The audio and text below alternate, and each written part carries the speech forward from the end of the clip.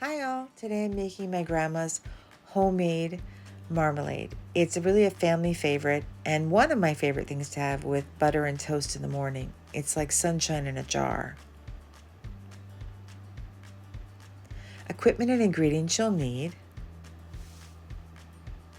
a 6-quart Dutch oven, a cutting board, a serrated knife, a paring knife, a butcher knife, and a spatula, a liquid measuring cup with 1.5 cups of water,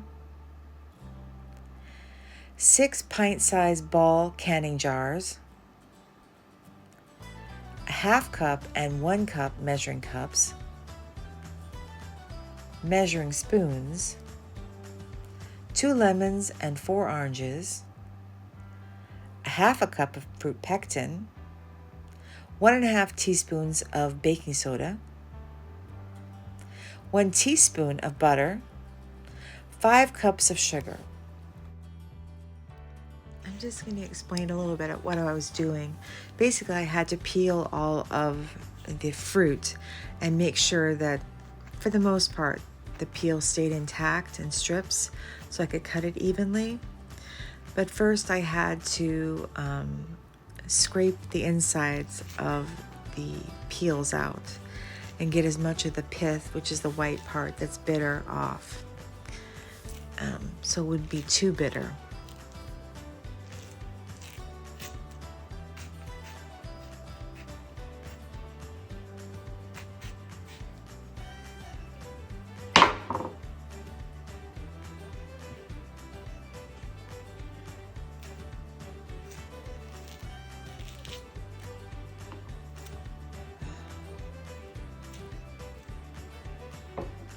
And here I'm just scraping down the fruit to try to get as much of the pith off as I possibly can.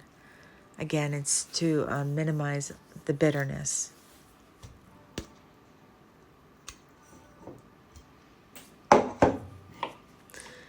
And this is the arduous task of having to remove the white from the pith from the inside of the peels. It takes a long time. It's really arduous, but it is well worth it because you get so many jars of the marmalade. I think I got altogether 8 jars it came out to be this time. It's always a little different because you know, fruit varies in size.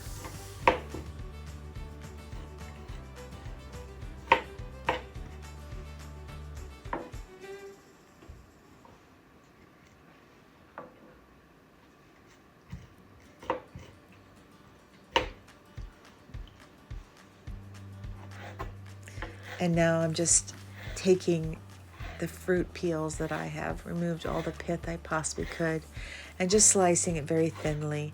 And you'll see it just takes a moment. And once all of this prep work is done, it happens very fast, making the marmalade. It's just the prep work that takes such a long time.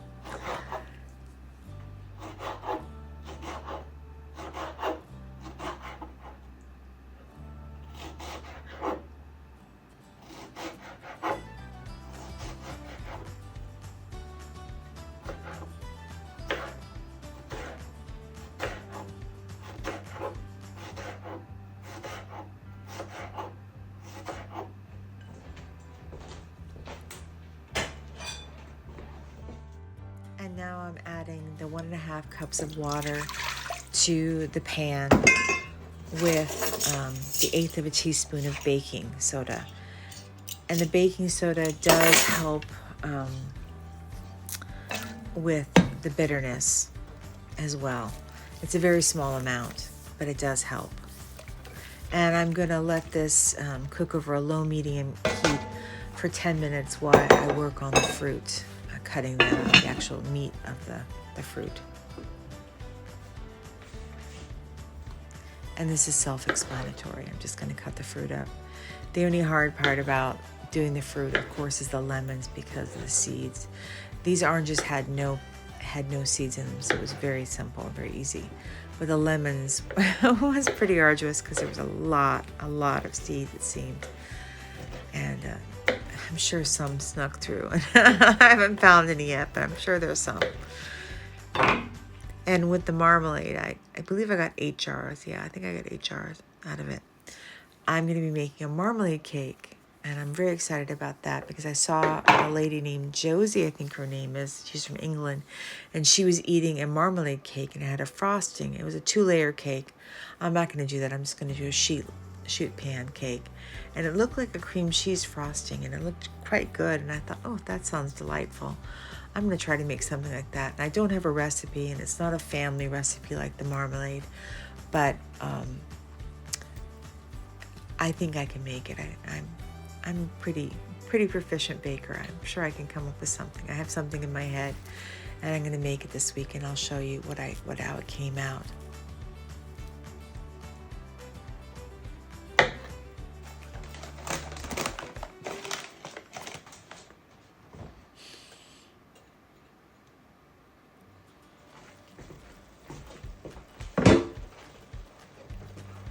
And now I'm just going to add the fruit. And like I said, this comes together very fast. This will cook for another 10 minutes with the fruit in there, with the lid on over a medium flame. And I should say low medium because you need to keep an eye on it. You don't want to burn anything. And you don't add any sugar just yet. You have to wait. So it's going to cook for 10 minutes. And of course, you're going to cut back and you'll see it's really a rolling boil, so to speak. And just let it cook and let it soften. And then I'm adding the 5 cups of sugar with a 1/2 cup of pectin. I do it at the same time. I didn't show it to you. I just put everything together in the bowl. And then I'm going to let it come to a hard boil that you cannot stir down for about a minute. And then I'm going to remove it from the flame. And I'm putting in here the teaspoon of butter. And that's to minimize foaming as it's boiling. And it does help, actually. As you can see, there's not a lot of foaming. It can come to that if you don't put the butter in. But it's optional. And I pulled it off, and this is what it looks like.